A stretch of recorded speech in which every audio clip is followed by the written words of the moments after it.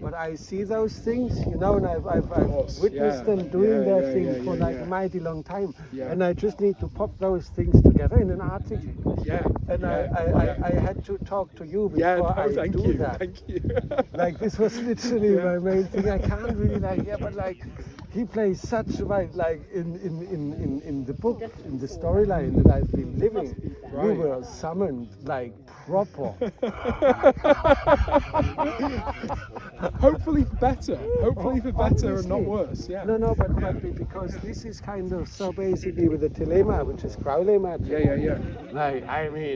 I never researched Crowley as much as I have in the last 3 days. The things I've seen. My flipping goodness. And then I'm like, interesting character. Really? and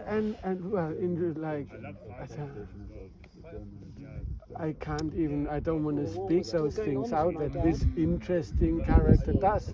But once a character like summons demons, fucks little boys, drinks human blood, and delivers an instruction manual that Satanists all around the world use, that kind of makes me lose interest. I feel that. I know, I understand.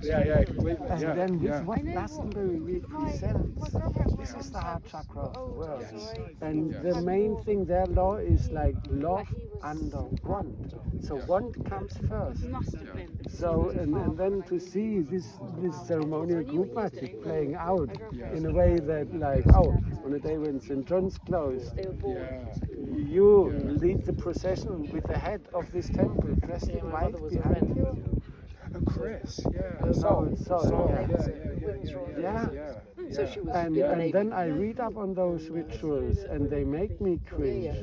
And then I see, here. I'm not familiar with any of the rituals or anything they do. I'm gonna wait for the write-up, mate. And it made me really this is really for the storyline, because it's all just the storyline. We're all living out. We're all part of the storyline that's living out. That's really interesting.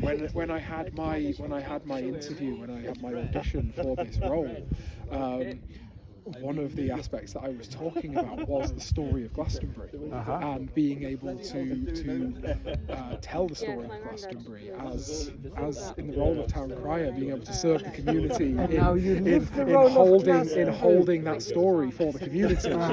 It's and so you're talking here about story, and now you are a key kind of pawn, so to say, one of those kind of figures on the chessboard.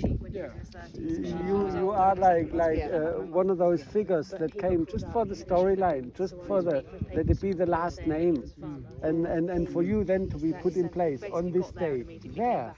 It's a beautiful thing. It's interesting, isn't it? Glastonbury is a town of synchronicities, I think.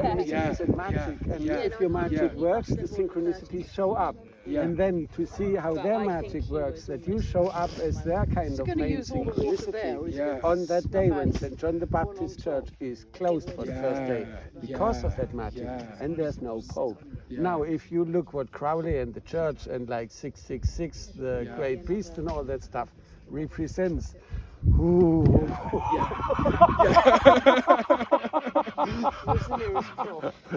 So exactly, and this is what it did for me. And it's really good that we have this chat here. And just raising awareness. In this whole game, and you wanted to live our story. There we go. It's a story. That's a story. Right. I had no idea what they were doing in the background, but they don't call it occult magic for nothing. And wait till I've got all of that put together, because it's even you will see, it will make you shudder as well, probably. And I've got to find my way down this path. And it's just really important for this to be put out to the world. because like, well, this is also part of their magic. So they do the magic that puts the one before the love to get what they want, and it's kind of the go-to magic if you want to become famous. And if you look at how the Green Men in the last like in the last 5 years, that's when it proper kicked off. And it's all part of that magic. But like according to Crowley, it like goes, and then the ego until the ego gets completely destroyed. And then once like everything is falling to dust that's been attained with this magic, this is going to be the moment when all those egos are going to be destroyed, because that's basically the books that they kind of teach and the magic that they do. Nice, I'm really glad we had this chat. Likewise. Give me a hug.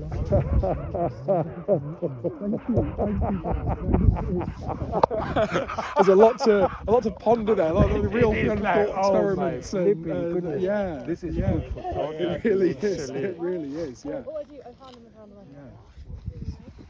Blessed, humble, thankful, hip hip hooray.